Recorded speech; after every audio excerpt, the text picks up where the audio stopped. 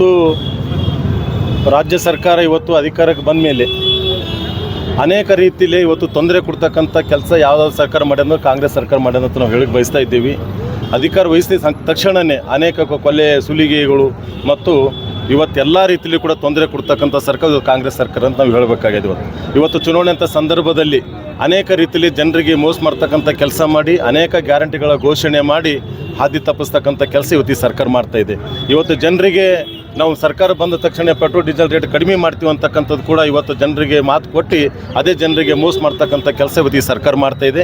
ಇವತ್ತು 3.5 ರೂಪಾಯಿ ಡೀಸೆಲು ಮತ್ತು 3 ರೂಪಾಯಿ ಪೆಟ್ರೋಲ್ಗಳಂತ ಏರಿಸ್ತಕ್ಕಂಥ ಕೆಲಸ ಇವತ್ತು ಈ ರಾಜ್ಯ ಸರ್ಕಾರ ಮಾಡಿದೆ. ಈ ಬೆಲೆ ಏರಿಕೆಯಿಂದ ಇವತ್ತು ಸಾಮಾನ್ಯ ಜನರು ಕೂಡ ಅನೇಕ ತೊಂದರೆಗಳು ಆಗ್ತಕ್ಕಿರ್ತಕ್ಕಂಥದ್ದು ಕೂಡ ತಾವು ನೋಡಿದಿರಿ. ಅನೇಕ ರೀತಿ ಹಗರಣ ಈ ಸರ್ಕಾರ ಬಂದ ಮೇಲೆ ಅನೇಕ ರೀತಿಯ ಹಗರಣಗಳು ಕೂಡ ತಾವು ಕೇಳ್ತಾ ಇದ್ದೀರಿ. ಅದಕ್ಕೆ ಇವತ್ತು ನಮ್ಮ ಭಾರತೀಯ ಜನತಾ ಪಾರ್ಟಿಯ ರಾಜ್ಯ ಅಧ್ಯಕ್ಷರಾದಂಥ ವಿಜಯಣ್ಣವರ ನೇತೃತ್ವದಲ್ಲಿ ಇವತ್ತು ಇಡೀ ರಾಜ್ಯದಂತ ಇವತ್ತು ನಾವು ಹೋರಾಟ ಮಾಡ್ತಾ ಇದ್ದೀವಿ. ಯಾವುದೇ ಕಾರಣಕ್ಕೆ ಇದು ಡೀಸೆಲ್ ಪೆಟ್ರೋಲ್ ದರ ಕಡಿಮೆ ಮಾಡೋವರೆಗೂ ಕೂಡ ನಾವು ಈ ಭಾರತೀಯ ಜನತಾ ಪಾರ್ಟಿ ವತಿಯಿಂದ ಇವತ್ತು ಹೋರಾಟ ಮಾಡ್ತೀವಿ ಅಂತೇಳಿ ತಮ್ಮ ಮುಖಾಂತರ ಹೇಳ್ಕೊಂಡು ಬಯಸ್ತಾ ಇದ್ದೀವಿ. ಅಧಿಕಾರಕ್ಕೆ ಬರೋಕ್ಕಿಂತ ಮುಂಚೆ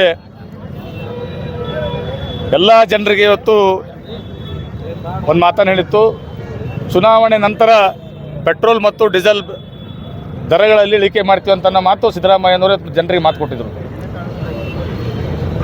ಚುನಾವಣೆ ಸಂದರ್ಭದಲ್ಲಿ ಜನರಿಗೆ ಇಲ್ಲದ ಸಲ್ಲದ ಸುಳ್ಳುಗಳನ್ನು ಹೇಳುವ ಮುಖಾಂತರ ಅಧಿಕಾರ ವಹಿಸಿಕೊಂಡಿರುವ ಕಾಂಗ್ರೆಸ್ ಪಕ್ಷ ಇವತ್ತು ಸಂಕಷ್ಟದಲ್ಲಿದ್ದಂಥ ಜನರಿಗೆ ಪೆಟ್ರೋಲ್ ಮತ್ತು ಡೀಸೆಲ್ ದರಗಳನ್ನು ಏರಿಕೆ ಮಾಡುವ ಮುಖಾಂತರ ಅವರ ಗಾಯದ ಮೇಲೆ ಬೆರೆ ಎಳೆಯುವಂಥ ಕೆಲಸ ಇವತ್ತು ಮಾಡಿದೆ.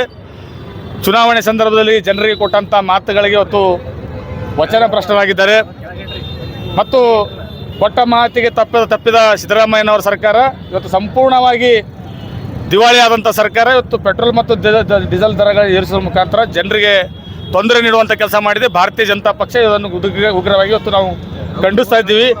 ಎಲ್ಲಿವರೆಗೆ ಇವತ್ತು ಪೆಟ್ರೋಲ್ ಮತ್ತು ಡೀಸೆಲ್ ದರಗಳ ಇಳಿಕೆ ಮಾಡೋದಿಲ್ಲವೋ ಅಲ್ಲಿವರೆಗೆ ನಮ್ಮ ಭಾರತೀಯ ಜನತಾ ಪಕ್ಷ ಒಂದು ಅಧಿಕೃತ ವಿರೋಧ ಪಕ್ಷವಾಗಿ ನಮ್ಮ ರಾಜ್ಯಾಧ್ಯಕ್ಷರಂಥ ವಿಜೇಂದ್ರಣ್ಣವರ ಒಂದು ನೇತೃತ್ವದಲ್ಲಿ ನಿರಂತರವಾಗಿ ನಮ್ಮ ಹೋರಾಟ ಇವತ್ತು ಮುಂದುವರಿತಿದೆ. ಪೆಟ್ರೋಲ್ ಮತ್ತು ಡೀಸೆಲ್ ದರಗಳ ಬೆಲೆ ಏರಿಕೆ ಕಡಿತಗೊಳಿಸಬೇಕು. ಅದರ ಜೊತೆಯಲ್ಲಿ ಇವತ್ತು ಸ್ಟ್ಯಾಂಪ್ ಡ್ಯೂಟಿ ಮುಖಾಂತರ ಇವತ್ತು ರೈತರಿಗೆ ಸಬ್ ರಿಜಿಸ್ಟರ್ ಆಫೀಸ್ನಲ್ಲಿ ಏನು ತೊಂದರೆ ಆಗ್ತಾ ಇದೆ, ಸಿಕ್ಕಾಪಟ್ಟೆ ದುಡ್ಡು ಇವತ್ತು ಹೆಚ್ಚಿಗೆ ಜನರು ಪಾವತಿ ಮಾಡುವಂಥ ಸ್ಥಿತಿ ನಿರ್ಮಾಣ ಆಗಿದೆ.